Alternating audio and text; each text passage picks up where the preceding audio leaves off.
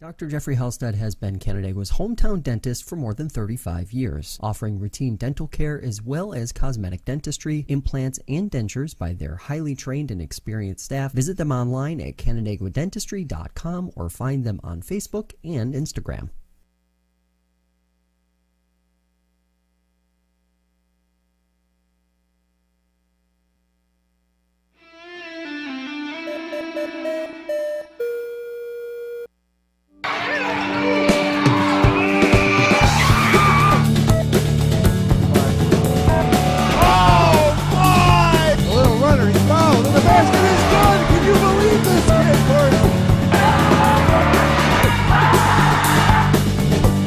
Inside to Stevenson, up against Kaminsky, Bucky good in the ball!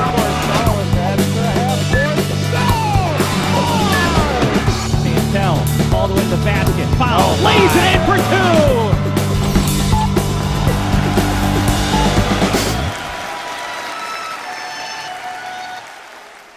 Hey, high school basketball fans, welcome to the Upstate Hoops podcast here on Monday, February 12th, 2024. Just heading into the last week of the regular season. This time next week, sectionals will be kicking off. So I'm here in the studio with Paul Russo and Kyle Evans, ready to talk all about the week that was, the week ahead, and how things stand heading into sectionals. New power rankings coming out, and it's that time of year where the everybody's attention kind of turns to the second season, and a lot of teams here in the Wayne Finger Lakes with a chance of bringing home a sectional title this year. So we'll focus on that a little bit once we get going. But first, the Upstate Hoops podcast and all of our coverage of Wayne Finger Lakes High School basketball is brought to you thanks to the support of Generations Bank, serving the financial needs of the Finger Lakes region since 1870. Little John and Barbie Orthodontics. Check out Dr. Rod and Dr. Liz online at littlejohnortho.com. Rosselli Northern, supporting local construction since 1929 with premium products and quality service. Cicino's Pizzeria and Restaurant. Order online at cichinos.com. Dr. Jeffrey Halstead, Canandaigua's hometown dentist for more than 35 years. And DeSanto Propane since 1937. The difference has been DeSanto. So, fellas, welcome into the show. Up late last night watching the Super Bowl. Up late last night, coming off of Novocaine for myself. Yeah, just adulthood's really fun, you know. All that's lived up to be, I'd say. How about that Super Bowl, though? Just the second overtime Super Bowl ever. Yeah, and there was some confusion, I think, with the overtime rules in first postseason in the NFL. When the Chiefs had the ball down there and the clock was running out, some people were getting nervous, but they would have just gone to another quarter. But if, let's say, the Chiefs were held to a field goal, it would have then become sudden death. Yep. Yeah, I mean, I don't understand why the 49ers didn't elect to go on defense first, but well, if the Chiefs did score a field goal, then the 49ers would have had a ball to end it. Exactly. So that's why the 49ers would go first. Right, but that's what I'm saying is, though, because it's like the college rule essentially now. Like, Chiefs knew what they had to do because they were on defense first. 49ers elected to go on offense. Right, but if the 49ers held the Chiefs to a field goal, then the 49ers get the ball back with a field goal to win the game. Becomes sudden death. It's not like college. Oh, you're talking after the Chiefs scored. Yeah, the Chiefs scored. Well, the Chiefs scored a touchdown, so the game was over. Yeah, I'm talking from the beginning. I'm talking from the beginning, too. Really? 49ers take the ball. Okay. Well, because then the 49ers drive down, and whatever happens, then the Chiefs come back. But if the Chiefs don't score that touchdown and kick a field goal and it goes one more possession, then the 49ers have the ball with a chance to end it with a field goal. It becomes sudden death. Yeah, I think it could go either way. No, I think you got to take it. I do think, though, that the Niners gave Mahomes basically an extra down because no matter what, if they weren't in field goal range, they were going to be going for a fourth down. And when you give Mahomes that many attempts, he's going to get it done. I mean, I don't know about you, but that was the most predictable thing ever, watching Mahomes march down the field at the end of that game, or end of overtime. Yeah, they had that 4th and 1. Drew Greenlaw being hurt might have made it easier. Like maybe he could have made a difference. But, yeah, everybody knew that Mahomes was going to march down the field and score a touchdown. Yep. So, third Super Bowl. Yeah. 5 years. But anyways, this is a high school basketball podcast, and let's start things out by looking at the week that was. Some good games. Starting out on Tuesday night on the boys' side, a game that Paul and I were at. Now, last week we talked about Marcus Whitman really coming on strong. And Tuesday night they were kind of put back in their place a little bit by Newark, who they had beaten in Newark, but Newark came out with a 57-38 win. Newark trailed 11-7 after the first quarter, but then a big second quarter run gave them the lead at halftime, and then they outscored them in the second half 29-13, behind 16 from Kellen Foster. The Allen brothers had 11 points each. Terrell Jenkins off the bench with 9. Pendergrass led the way for Whitman with 18. And Paul, we were there. Brody Royston seemed to tweak his knee or ankle. He wasn't effective. Without him being able to score, Whitman's really facing an uphill battle against most teams. Yeah, it was pretty interesting. The game got off and seemed, pretty Marcus Whitman heavy first quarter, I thought. Pretty defensive-minded first quarter in general. I think it was 11-8 at the end of the first. So, but that being said, Newark really kind of cracked the code there on offense a little bit. Whitman, for as good as they were doing defensively, kind of were allowing a bit of escape routes to be available, as I call it, if you will, or relief valves, another term for that. If they were to go through the lane, defense crashes in pretty heavy. Usually had somebody out in the corner. As the game went on, Newark really kind of exposed that a little bit. In addition to slashing and stuff like that, they're able to take advantage. You mentioned Royston appearing to be dinged up a little bit, so kind of eliminate, their best player or second best player, however you want to really call it. And they just took advantage of that. Was a really much needed win for the Reds. I was really impressed with them. Hung tough through the game, and when they needed to keep the foot down on the gas pedal, they continue to do so. And like I said, at the time, they needed that win in about the worst way to keep, at the time, the league hopes alive, whatever they had of it going into that Friday game. And I thought it was a pretty big win for them. Like I said, that's a Whitman team that we were talking about last week. I know I'm still pretty high on them, but, that's a Newark team that I'm also high on as well at this point, and went out there and handled their business and got the job done. In Newark Class A, Whitman B2, Yeah. so things will be a little different come sectional time.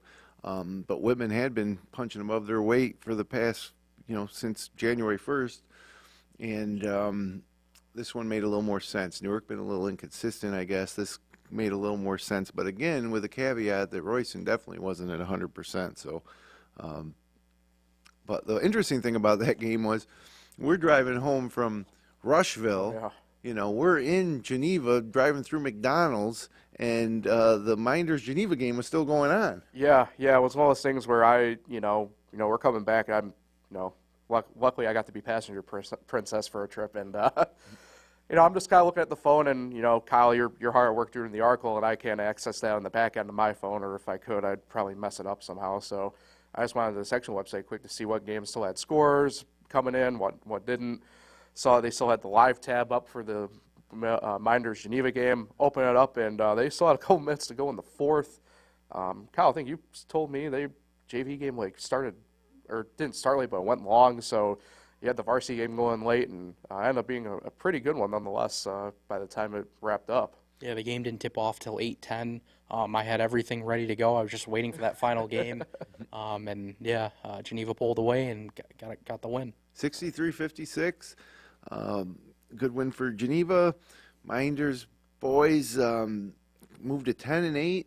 They're in a good spot for sectionals, but it's a situation where they got to beat a couple teams that maybe they aren't favored against. I thought maybe they might go into Geneva and get that win, but it wasn't meant to be. Tyshawn Willingham with 21 points to lead Geneva. Anthony Luffman with 15 to lead Minders. Also on Tuesday night, the Wayne Eagles won over Mid-Lakes 87-51. No surprise, but the Eagles have won 13 straight consecutive games, not lost since December 15th. Still haven't lost in New York State because their two losses came in Orlando, Florida. Cam Blankenberg 26, P.J. Ostrowski 22. Wayne clinches the Finger Lakes East title. That's not their, I'm sure they're happy to have it, but obviously not as big a prize as potentially a Class A sectional title. Yeah, that's something that, in chatting with Cam Blankenberg and Peter Ostrowski a couple times now, they said that was the first checklist item to get off for them, as a team. And so now, obviously, with I believe they only have one game technically left on the schedule. Yep. So, now the next checklist item's up for them, which is that sectional title. And what's crazy about Wayne is they're 17-2. When you look at the sectional standings, and in Class A, they're ranked 3. That just goes to show you how tough that's going to be for Wayne come sectional time. Yeah, East High is going to be tough to beat in that class. But, Wayne's been there before. They're always seem to be playing up into that tougher with more city schools classification. But definitely in the mix. And, East High is a favorite, but the favorite doesn't always win. Right. So, play. Busy night Tuesday night in the West as well. HAC beat Dundee Bradford 50-35. The Wolves bounced back from last Tuesday's road loss at Honeoye. Now have won 9 of their last 11. Tyler Knapp, 21 points, 7 3-pointers in the win for HAC. Speaking of Honeoye, they dispatched with South Seneca 67-47, improved to 12-6. That sweeps the season series against the Falcons. They've won 9 of their last 11. Landon Washburn, 26 points. Owen Cuba with 16 points. And then Honeoye went on to beat Red Jacket 51-42 on Thursday night, behind 20 points from Washburn. And then on Saturday, HAC beat Penn Yan 66-54, behind 15 points from Orlando Marquez. Penn Yan was led by Liam Chapman's 25. And then also on Tuesday night, back to Tuesday night, Lions playing as an independent, took on former league mate Red Creek, beat them 60-43. Actually trailing by 4 midway through the second quarter, but then went on a big run, took a halftime lead, pulled away their 6th straight win. Des Bell, 14 points, and then Lions would go on to beat North Star Christian Thursday night, 71-44, behind 35 from Jameer Johnson. That's a pretty dominating performance from the big guy. Yeah, and he's had some games recently where he's been a little quiet. In fact, the game we did against, I think it was Geneva, didn't score till the second quarter, so huge game for him. Back to the West on Thursday night, HAC, another win against Naples, 65-38. Harlan Novi marks 21 points, Tyler Knapp 17. Matthew Lincoln had 11 for the Big Green in Naples, but that moved HAC to 14-3. And then maybe one of the more interesting games of the week, Sodus had another chance to get a win against one of the top teams in Wayne County, and again fell short. East Rochester 64, Sodus 42. ER improved to 17-2. Sodus dropped to 11-5. Eli Tanner led the way with 22 points for East Rochester. Judah Tanner 16. Sodus was led by Evan DeBatz 10 points, and in Wayne County boys. Sodus has just not been able to get over the hump. Maybe they're saving it for the postseason. Yeah, I mean, it's one of those things where, too, you have to wonder maybe if, and we'll touch on this, obviously, a little bit more later on in the show, only because of the matchup that will help determine Wayne County officially even this week. But maybe it just does make you wonder if Gananda and East Rochester maybe are just that good on the boys' side of things, where despite Sodus being good as well, is the gap just a little bit too much there still at this point? I think it's possible to a degree, but most Sodus's previous losses to ER, they've been close games. Right. This one not so close. Right. 22 points. Yeah, and remember, Sodus started 8-2, so they're 3-3 in their last 6. So maybe they're just falling off a little bit, playing some better competition, later in the season. But yeah, that was tough. They were in the game the first time that those two teams played at halftime, and then East Rochester pulled away. This game, they weren't really ever in it. I think it was like 33-16 halftime. So yeah. Friday night game of the year in the Finger Lakes East, really.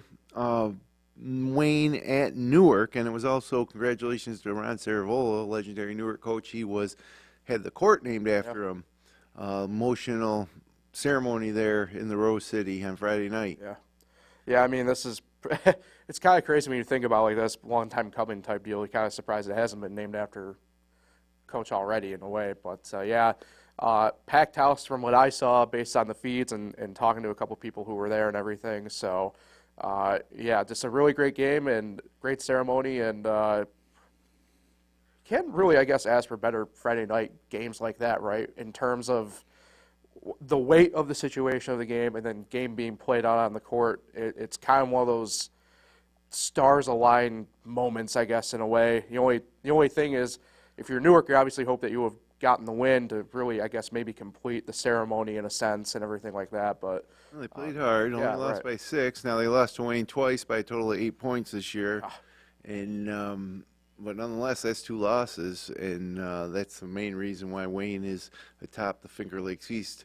And also, they are both in Class A. We'll get to that in a bit. But 21 points for Blankenberg, 15 points for Ostrowski. Janor Allen with 21. He's the younger of the Allen brothers, leading the way. And Eric Finn, 8 points in the middle there. Good game, a little low scoring. Both teams, they might meet again in postseason play. So, also on Friday night, Minders took on Mid Lakes, won 60-47 on the road. Reason I mentioned this game, Kyle Kumpke, 1,000 points, and it was senior night, so a nice night in Clifton Springs for Kyle Kumpke to record his 1,000th point and be honored on senior night. Yeah, he was actually the 4th player to do that. What was it? Kendall Parker, Cam Smith, Kylie Chapman from Canandaigua. So, yeah, pretty cool storyline there. He actually finished with 20 points. I found that out today. So, good night for him. Not a good night for the team, though, overall. Haven't been many good nights at 4-15 for Mid Lakes. And the last Mid Lakes player to hit 1,000 was Bryce Burry. And I think I know for a fact I was there calling that game when Burry hit his 1,000th point. Oh, God, man, 5 years ago maybe? Was it like 2018, or is that wrong? Sounds about right. Yeah. So rounding out the boys' week, Saturday, Marcus Whitman back on track with a 61-57 win over Palmac. Wildcats outscored the Red Raiders 44-26 in the second half. They were down by 14 at halftime. So, and again, it seems that Royston not at full. I don't know if he played. I didn't watch the feed, but he wasn't in the top 3 scorers, which were Logan Storms with 17, Miles Prendergrass with 16, and Braden Amadeo with 13. So Royston not 100%, and sectionals coming up. Let's keep our fingers crossed, right? Yeah. Didn't you have? I think it was 9 points you chipped in. So Yeah. yeah, I mean that's a pretty big, nice little bounce back win though for Whitman. Palmac's a tough little team that I know the record doesn't exactly indicate it, but Well, they're 9-10, so they can win right. games. Yeah. So I mean they obviously for Whitman kind of right the ship at the right time type deal. And this final couple days of the regular season and the sectional time, and you take the wins where you can, and for what it's worth, too, in that end, talk about sectionals, B&A school, it's a couple extra points on the board than what they probably would get against, obviously, a B1, so pretty good Saturday for the Wildcats. Yeah, Palmac's actually had trouble holding on to leads. Remember, about a month ago, they blew a 19-point lead at Minders. Yeah. And Minders won in overtime. Yeah, that game was nuts. They've had trouble hanging on the leads, so that's something to monitor going into sectionals. Yeah, long shot for sure in Class A for Palmac. Moving over to the girls' side now. Pretty busy Monday night for the girls. Starting out with Dundee Bradford just blowing out Honeoye 70-33.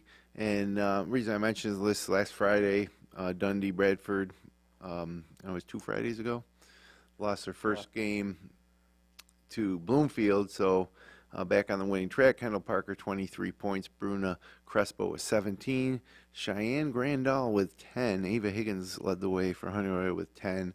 Also on Monday night, Palmac with a 59-39 win over a 13-4 East High team. Palmac improves to 15-1, 5-1 in non-league play. They've won 12 of their last 15 games by double digits, and this is a team that is looking good for sectionals. Yeah, it's going to be interesting. Obviously, up in A this year, much obviously like the boys. So you beat the East High team that they have. They've gone out. They've beaten. Forgive me, I forget which Pittsford team they beat again off the top of my head, but they've gone out there and they played a bunch of Monroe County teams as well in their non-league and have gotten wins.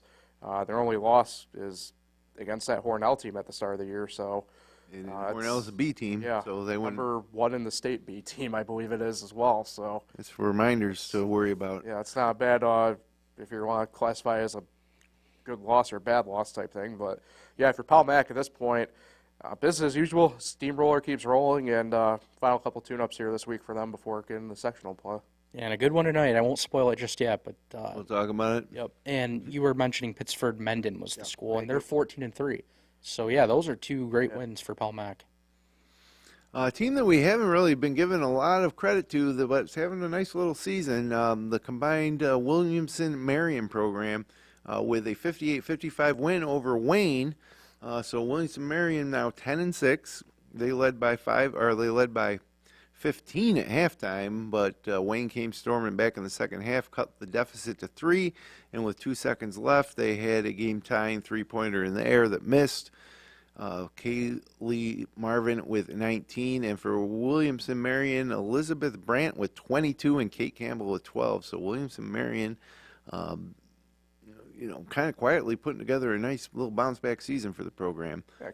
Yeah, kind of like we had Sodas on the boys' side, right? This is a team that I believe for the second time in 3 years is combined up. I'm pretty sure last year Williamson-Marion had their own separate teams. I could be a bit wrong, but might be getting my timelines crossed up. But either way, kind of the same case a little bit, maybe a little bit, slightly below that top tier of the county with, in this case, Lions, ER, and Gananda. But, for what we quote-unquote expect out of a team for what they're showing, that's spot on, right, Jim? I mean, this is a team that's really having a great season for what they got. Something to build on. Yeah, they're probably my three. If I had to choose three surprising teams from the year, I'd probably choose them along with Sodas and probably the Geneva girls because they've only won a few games the last few years. Honeyoy boys for me are a bit of a surprise. Yeah, that too. And honestly, Whitman was a bit of a surprise too. I mean, yeah, the way they started, it didn't look like it was going to be good against that kind of league. Speaking of Geneva, they lost to Red Creek 41-21 on Monday night to fall to 10-7. But the reason I bring this game up is the game ended with 2:57 remaining in regulation. There was a little bit of a physical altercation on the court, a little bit of extracurricular activity. And if you remember a few years ago with Izzy Wilbur's Red Creek team, there was a same type of thing that resulted in Izzy Wilbur being suspended for sectionals. So, I don't know what's going on down in Red Creek. Kyle, you actually saw some of this footage, but which was we only had a chance to do it because they removed the video shortly after, right? Yeah, I was getting the process of actually about to screen record, and it said video unavailable. Yeah. But I did rewind to watch a replay once, and it looked like it may have been a Geneva girl that went over in front of the Red Creek bench and shoved a girl, and then punches started going, and then everyone ran on the court and separated them. But I think the biggest surprise is these two schools don't meet very often. No. And this kind of thing happened. I Yeah. mean, I'm not really surprised by a fight, but I'm surprised at the two schools that went at it. Yeah, Geneva, we've been crediting them with a 10-7 record. They purposely went independent. They're not in the Finger Lakes East. They scheduled lightly, but that I can't blame them. You got to get some wins going, some positive feelings going there to rebuild that program back to its former glory. So, okay, Wednesday night now. This was another game that you could have heard live on FingerLakes1.com. And the Gananda girls with a 51-47 win over Lions. Gananda improved to 15-3. Lions fell to 11-7. And so Gananda girls, despite losing Kaylee Marvin, one of the class of the Wayne County League, this win proves it. Ava Jenny, 15 points. Nicole Cruz, 11. Eva Van Antwerp with 10.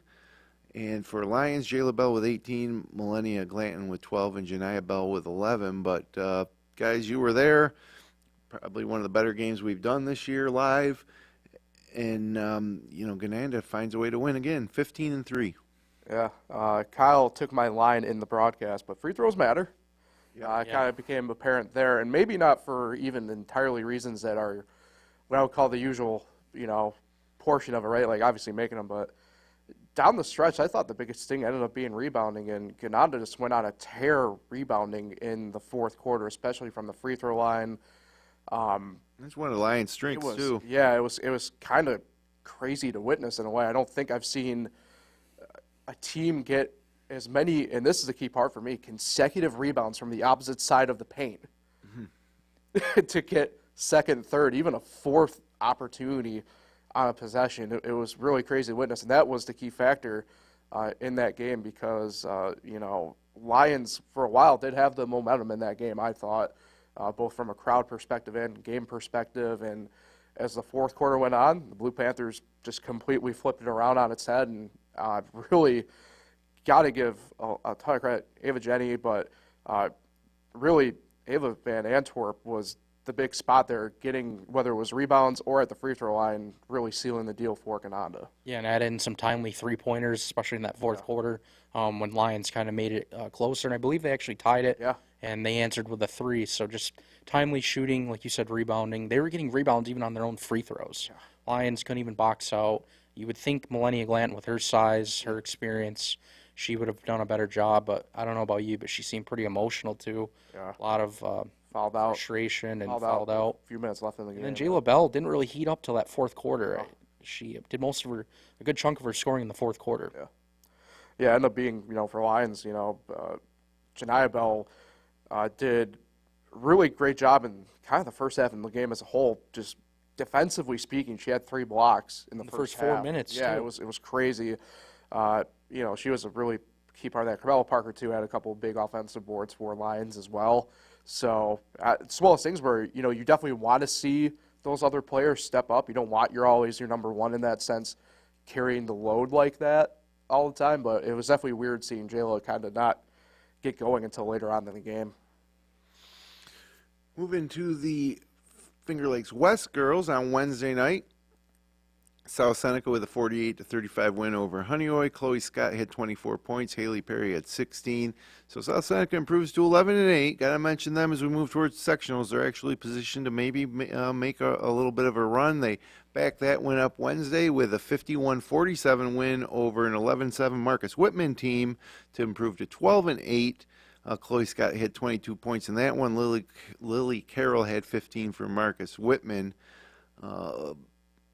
Dundee Bradford on Wednesday night moved to 17-1 with a 57-27 win over HAC behind 17 points from Kendall Parker, 16 points from Bruna Crespo. And then on Friday night, they improved to 18-1 with a 90-27 win over Romulus. Also, she mentioned on Wednesday night, Bloomfield improved to 17-2 with a 51-21 win over Naples behind 17 points from Lily Bauman. Polly Bay with 10 to lead the way for Naples. And, in the Finger Lakes West here, Dundee Bradford and Bloomfield, 2 really, really good teams. Yeah, we got that determining factor, and we'll touch on it here in a second as well with the league standings as a whole. But it's one of those things where it seemed, we talked about it a ton. We kind of were down on Bloomfield a little bit, I guess, before things really got rolling for them.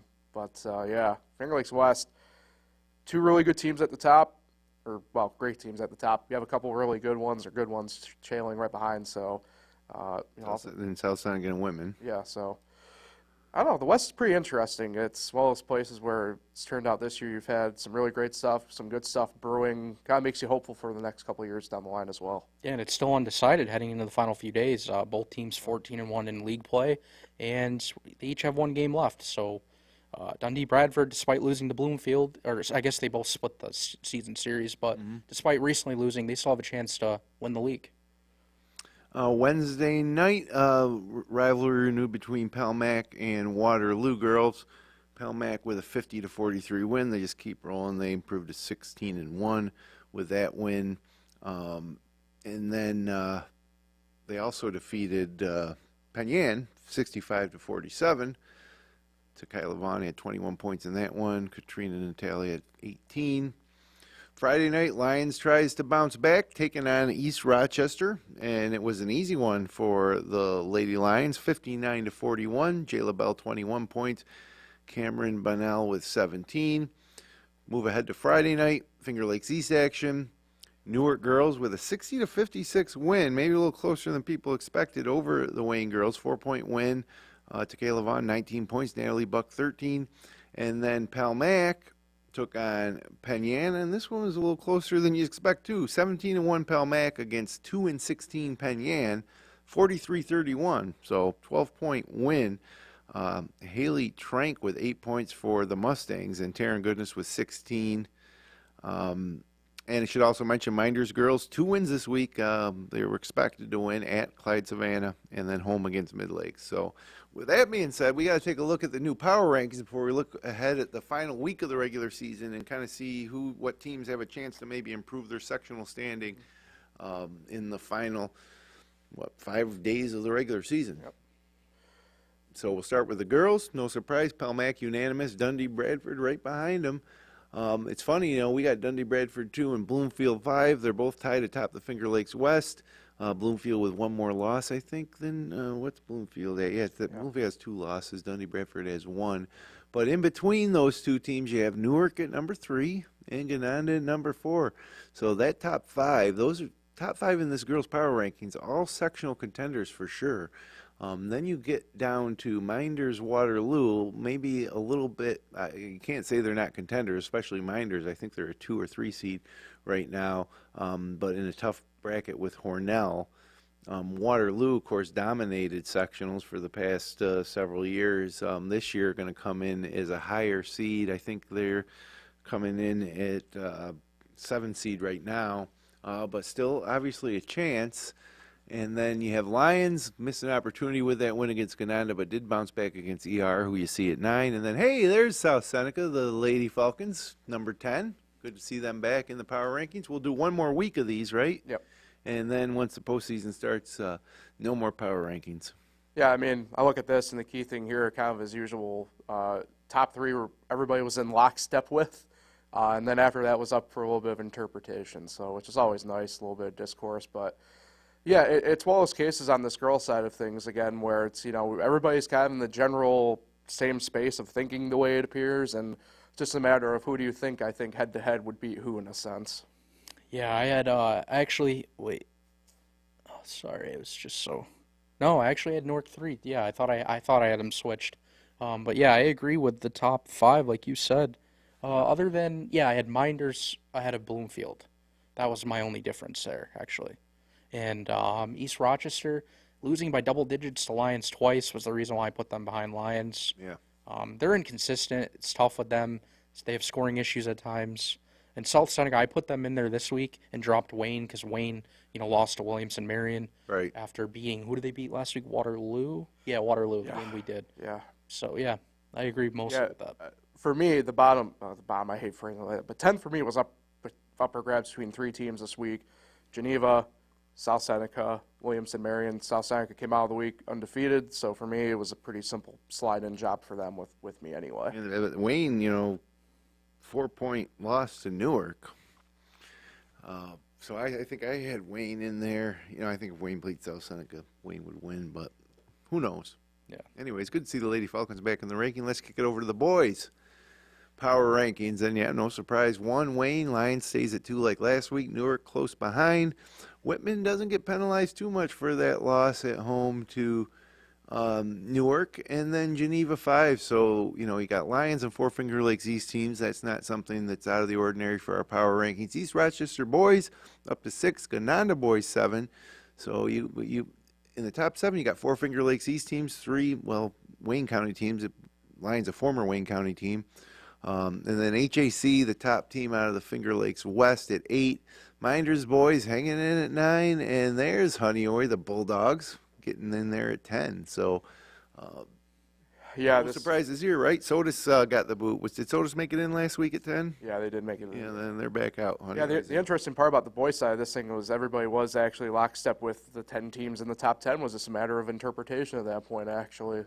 So my main takeaway from the boys' side of things last week was there's a lot of teams that went 500 for the week, and so there wasn't a ton of exact movement as expected. But really the main movement just came from individual votes and where everybody kind of slid at that point. Kind of the same on the girls' side. Everybody was in lockstep, so 1, 2, 3 was unanimous across their slotted positions. And then a couple spots like Honeoye and Minders were unanimous at their slots as well. So a lot of stuff is just in the middle of who thought who deserved to be where. Yeah, and you hear a lot about East Rochester, but Gananda should get some credit too. They've won 7 in a row. They're 9-1 their last 10. They actually meet East Rochester again for the second matchup of the season tonight. League So, implication on the line there? Let's see. I don't I don't want to do the spoiler alert thing right now, so I'm not going to say. spoil it. But the game started at 1 and it's over No. No. Yes, tonight could. for the Wayne County title. You got 12-1 in league play for Gananda and 13-0 in league play for East Rochester. Okay, so Gananda can get a share if they can pull the upset. Where's it at? At ER. Wow, that'll be a great atmosphere. Gananda ER, one of the more heralded rivalries in the Wayne Finger Lakes because they're way up there in the northwest. But that should be a great scene tonight in East Rochester. Yeah, and it was just a 3-point difference when they first played, 52-49, way back in December too. So probably some things have changed since In then. the seasons. And they're both C1 teams too, along with Lions. So you didn't get Lions in Wayne County this year, but it's like a mini Wayne County in Class C1, and Sodas right now is the 5th seed. So Class C1 boys, Lions 1, ER 2, Gananda 4, and Sodas 5. Pembroke's in there too, I believe. So I mean, the top 4 of the top 5 teams in C1 are de facto Wayne County teams, which is interesting. Which brings me to the week ahead, where we definitely want to look at games that might have league implication, but also teams that might be able to improve or drop a sectional seeding point with a win or a loss this week. So let's start with the boys. And tonight here on the 12th, you got nothing too big in terms of other than that Gananda East Rochester game is the one that could have some implications, not only for the league, but Gananda with a loss could fall from the 4 seed. With a win, they might be able to sneak up and take 3 seed from Pembroke. It's very close. So it is pretty much a lock at 5. So, yeah, you won't see Gananda fall with a loss, but they might be able to jump up 1, and maybe ER with a loss could drop to 3, and Pembroke could overtake them. But it's pretty close there in C1. So that is a big game. Tuesday night, Whitman at Mid Lakes, Newark at Palmac. So Newark, that's a situation where sometimes Newark gets a little sleepy against the games they're supposed to win. Palmac took them deep in that game at Newark. 65-62. Yeah, so. And this is live on Finger Lakes 1 as well, or on the Palmac YouTube channel with Finger Lakes 1 on the call. You'll be there, Paul, with Kevin Schlegel's great team of producers and announcers and cameramen. As far as I know, we're going to be doing a 3-man booth for the game. So I'm looking forward to really? that, yeah. That'll be interesting. Myself, Dylan Gilmore, and Andrew Jeanette. As far as I know, anyway. But I'm looking forward to it. All right. Pull that schedule back up there. Where were we? There we go. Newark at Palmac, Geneva at Wayne. Hey, you can't automatically give that one to Wayne. Geneva's got the ability to potentially beat them. Of course, we were there in the gym in Geneva when Wayne really just blew them right out. Yep. So Geneva looking for some revenge. Wayne right now a 3 seed in Class A. They're 2 behind the 2 seed. And then you have Newark as the 5th seed, tied with Eastridge right now, and Geneva is the 7th seed, tied with Bishop Kearney. So that Newark-Palmac game, the Geneva game, Wayne game, definitely could have some implications in how that shakes out. So moving ahead now to Valentine's Day, North Rose Wolcott at Sodas. And we got Honeoye at Dundee Bradford, Lions at York. Now, I was about to say, that's a game when myself and Kyle were wrapping up the girls' game in Lions last week. Got down on the floor, and just shout out to the boys' team in this regard as well, by the way. They're helping out Gray for some adult pickleball action after the game wrapped up. But At the community center at Lions? Yeah. Talked quick with Des Bell when he was setting up, and that's a game that the Lions do have circles against York. So Where's York standing right now? They're in Class D? They're in C2, and they're ranked number 1, 14-4. Yeah. They're ahead of Alexander and Byron Burgeon.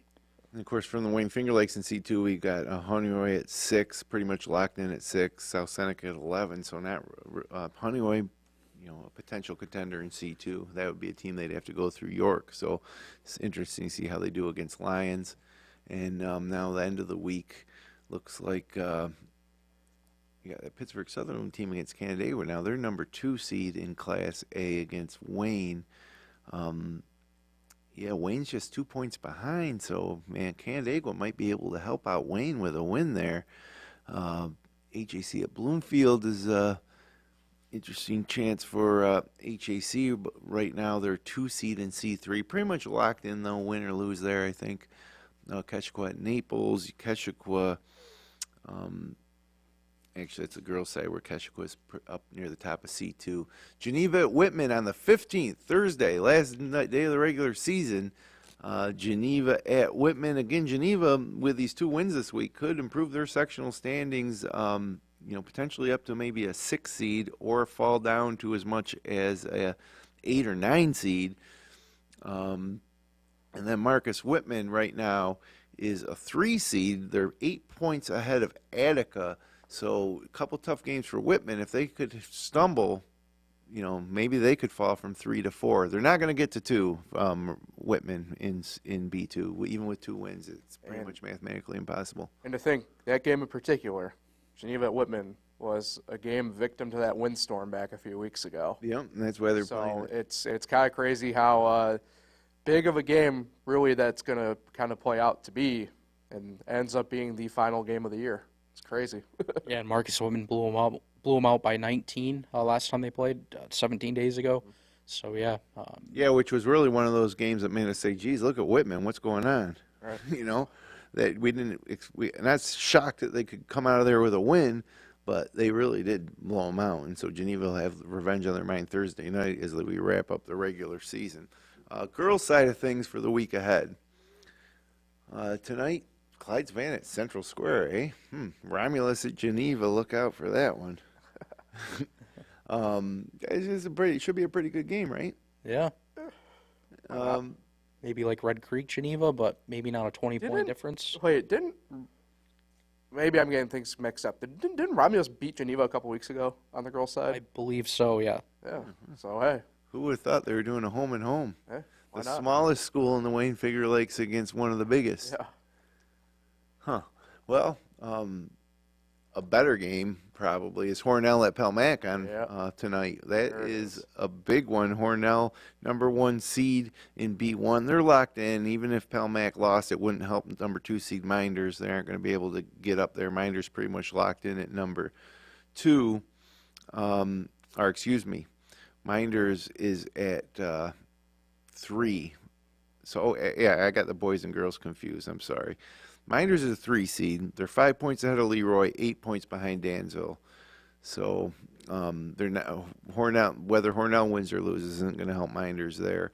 But Pelmac, on the other hand, is the 2 seed in Class A. They're 1 point ahead, or 1 point behind East High.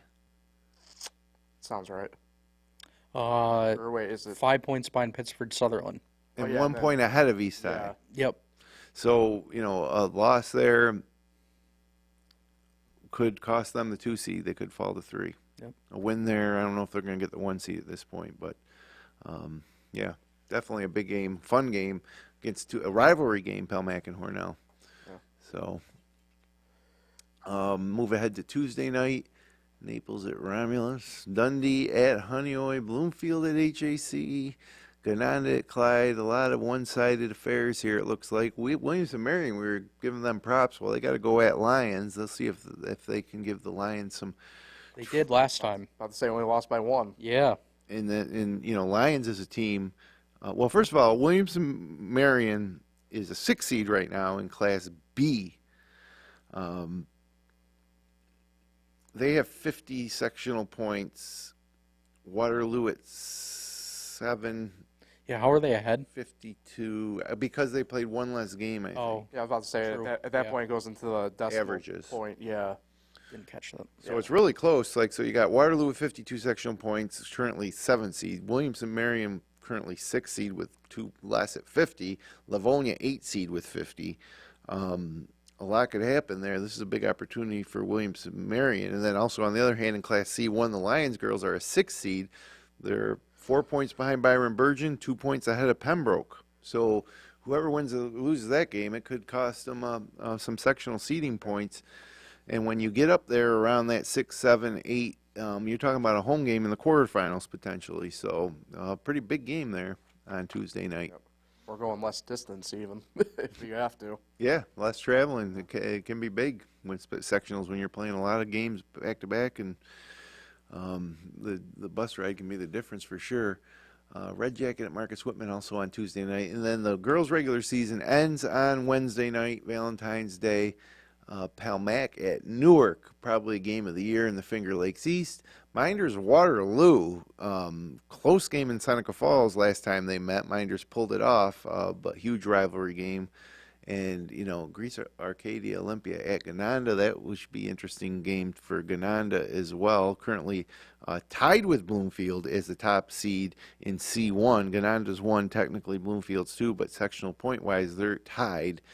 Then you get down to 4th, and ER is kind of locked in at the 4th seed, and then down to 6 with Lions like we were just talking about. But Minders Waterloo, both in Class B. As I mentioned, Minders 8 points behind Dansville, who's the 2 seed, 5 points ahead of Leroy, who's the 4 seed. Waterloo in that group with Williamson, Marion, and Livonia. So there's a lot on the line, especially for a Waterloo team who can probably beat anybody in Class B. They're going to play Minders here. They almost beat them in Seneca Falls, but if Minders is a 3 seed, Waterloo knows they can play with Minders, but can they get into that top 6 instead of being like a 8 seed? That's kind of on the line for them. And Minders could fall to a 4 seed, which would be disappointing, I think, at this point. Probably can't get that 2 seed. But, if you're a top 4 seed, then you're going to be home for quarterfinals, and you're going to go to a semifinal game somewhere on a neutral site. So if you can get into that top 4, that's where you want to be in any of these classes, right? I mean, it's always the most ideal, I'd say, no matter what. But yeah, on the girls' side of things, right, wraps up on Valentine's Day in a pretty big way. Me and Kyle will be in Waterloo for the Minders Waterloo game, so we're looking forward to that. Obviously, like you mentioned, close one in here in Seneca Falls the first time around, and we're looking forward to the second one. If you wanted a prediction, I'd assume a season split. In all honesty, I would venture a guess, a little home court advantage type deal going both ways. But I thought it was a little bit of a disappointing game for Minders. I thought they were going to handle Waterloo a little easier, but just because of recent history, Waterloo, I can't remember. Kyle, do you remember how many times Waterloo had beat Minders girls in a row before Minders won a couple weeks ago in Seneca Falls? Close, if not double digits. Yeah, I mean, it was 10 in a row. Quite a few. So you wouldn't want now Minders. If I was Minders, I'd want to start my own streak and get 2 wins in a row. But Waterloo, so that's as good a game as you're going to get on girls basketball final night of the regular season. Yeah. Well, if we're doing predictions, Paul, quick, I'm going to say Minders sweeps then. all right, fair enough. Yeah, I think I would go with that as well. But man, I do think it'll be a close game. I one way or apologize. another. I apologize in advance to Waterloo then, because my lone wolfing has been awful for teams all season. Yeah, so there you have it. Some implications for the games. It's a light week ahead. Yeah. 42 games left. Yeah, and most of them will be over by Wednesday, except for the Geneva boys. Who are they playing? Whitman on Thursday. That'll be the end. We'll have brackets probably by Friday, Saturday morning. We'll get them posted before the end of the weekend. Yeah, I think the girls' brackets will be done Friday and boys Saturday. Yeah, and hopefully sooner than that. I mean, come on. I was about to say, I think 'Cause there might be games Monday. right. I think the girls' seeding meeting is. I could be wrong. I think their meeting's Thursday technically. Yes. I could be wrong though, but Yep, it actually is yeah. Thursday. So And so then, next week on Monday, we're going to be back here with all the brackets, sectional preview edition, and then we're off and running into sectionals. So is the website, Section 5 website, wrong? Because it's still saying that sectional starts Saturday for, Class C1 and B. So I don't know. For girls? Yeah. Yeah, because those are gigantic. Class Oh, B true. for sure is Yeah, a there's a gigantic, lot more right? teams. he's what 17 and C's like 19 or something. But when you're talking about Yeah. sectional start, and that'll be a playing type of game, I'm sure. Oh yeah. So, Yes. and no offense to any teams involved in that, but those teams will have no chance to, play a factor in the actual sectional tournament. And remains a controversy, I guess. Maybe not such a big controversy. It's been several years now that everybody makes sectionals. If you go over Section 3, half the teams don't make sectionals. I'll say I think it's usually better. top 8. Well, it is better, but from a perspective of your team always has a chance. Even heading in that be the theory, and every now and then you do get like a 12 seed that might make a run, but yeah, these teams that are at the bottom of the standings in their class really don't have much of a chance to win a sectional title. I think my big gripe with it this year is just the fact that they're so huge. Like, I'm all for having everybody play, right? Just have a shot. I get it. But I don't know if maybe it's just a logistical thing. Like I think the rule is 18. I'm done with that. So, but isn't there one with 19 though? Like one of the classes has 19 teams. Yeah, that's I weird. recall, right? That's a lot. But I thought, it seems to me. Oh yeah, Class C1 girls. Yeah, but if you have 18, maybe it is 19, maybe it's 20. Like, because if you split an 18 bracket or a 19 bracket, you got brackets of 8 and 9. That's not, or 9 and 10. 10 would be about probably the limit for what would be a legitimate tournament. Yes. Unless you're talking about Class AAA soccer, where 2 teams in Section 5 were in the pole bracket. Yeah. 2 teams. Yeah. You basically, you go. That's semi the case this year with, I forget if it's girls or boys AAA, but there's only like 5 teams in AAA. Yeah, 6 in girls, AAA, and So. Yeah, so anyways, a big week. We'll be back on Monday with our sectional preview show. By then, sectionals will be all primed, ready to roll, and we'll know where we're going to be. Probably won't spend too much time. I don't know. We'll have to see what quarterfinal matchups look like. We might find a good quarterfinal. Yeah, I know. Opening round. I know last year there was a couple quarterfinal matchups that we did, and a lot of the times it helps them. It's just, say if Wayne Finger Lakes team against a Wayne Finger Lakes team, it makes that decision a little bit easier, obviously. Yeah, I can't. For me personally, I love the semifinal. I know finals are the obviously a semifinals, different animal. doubleheaders are the best. Right, that's the thing, right? You're able to get to a gym and spend a pretty good chunk of the day enjoying really good basketball across the board. So, but the dream being is you get a lot of these Wayne Finger Lakes teams in sectional finals. You could be doing a triple header from the Blue Cross Arena, or Rush Henrietta.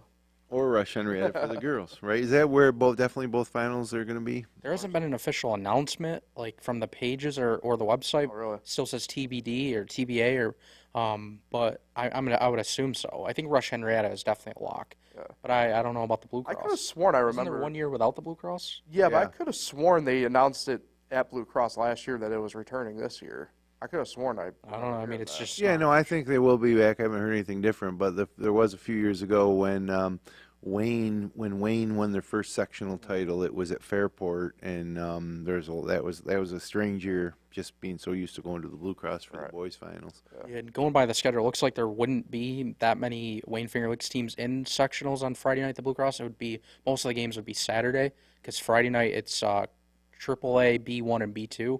And unless Minders and Marcus Whitman, make a run, which they could, Yeah, well, especially we're probably going to see a lot of the Blue Cross Arena games on Saturday. which would be what, Class A, Class A, C1, and C1. C2, Yep. and C3 maybe. Yep, Can't forget about the HAC. HAC boys, number 2 seed and C3. And looking at the girls, there would definitely be some on that Friday, March 1st, C1, C2, and D. Or not D, because there's no teams, but C1 and C2. You got Ganonda, C1, Dundee Bradford, C2. Maybe Lions or East Rochester finds a way to get hot and rolls. Bloomfield, I guess, is still a possibility. So, yeah. Well, Ganando in C1, Ganando 1, Bloomfield 2, ER 4, Lions 6. I mean, pretty solid there. And then in C2, Dundee Bradford, number 2 team in our power rankings. And then in Class B for girls, you got Minders and Waterloo is your ones you have big hope. And then Class A, Palmac and Newark. So contenders across the board. Boys side, Class A, you got Wayne, Newark, and Geneva. Wayne obviously being the favorite. Class B1, you got Minders, boys, Penn. Then you got Penn Yan, boys, 7 seed, but it's a big gap in like quality.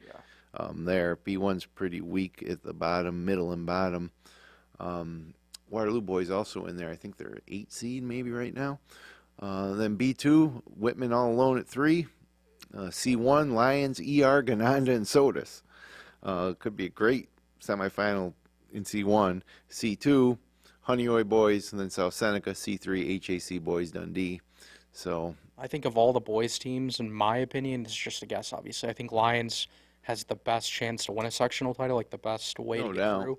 And I think the toughest, I don't know if you guys have a toughest one, but I think Class A, I think it's going to be very tough for Wayne, Newark, or Geneva to find a way to win a title. against East High. Yeah, and I East guess High, Pittsford Sutherland, how good are they? Remember, Newark beat Pittsburgh Sutherland. True. But Wayne, I think East High is another level. But, one game situation, 36 minutes. Yeah. And it might be a chance where, where in the semifinal you might have, like, let's say it's a Newark East High game where if Newark could win, you'd have a Newark Wayne final in the Blue Cross. So, keep your fingers crossed for an upset. B2 is very tough for Marcus Whitman. With Avon 18-1, Canisteo, Greenwood 17-1. So yeah. Yep, but gotta have faith in that Whitman program, Coach O'Connor and those boys. But Avon really been a thorn in their side over the recent years when they've had these good teams. Avon denied them their back-to-back sectional championship a couple years ago. We're a week away from my favorite saying, my favorite corny saying in sports: would you rather be lucky or good? Because that's a key thing, right? You mentioned it, Jim. All it takes is one ball. Also takes a matter of getting hot and staying hot at the right time at this point. I mean, I think you got to be good because then you give yourself the opportunity to be lucky. Right.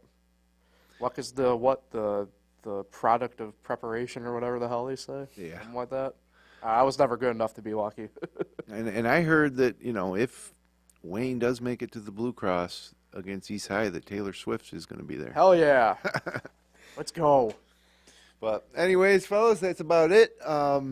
Yeah, it happens fast and furious, and next week we'll be sitting here looking at the brackets for all the divisions, and that should be a fun show. Oh yeah. Yeah, 2 weeks from Friday, sectional championships. It's coming so quick. Amazing. And then spring. Yep.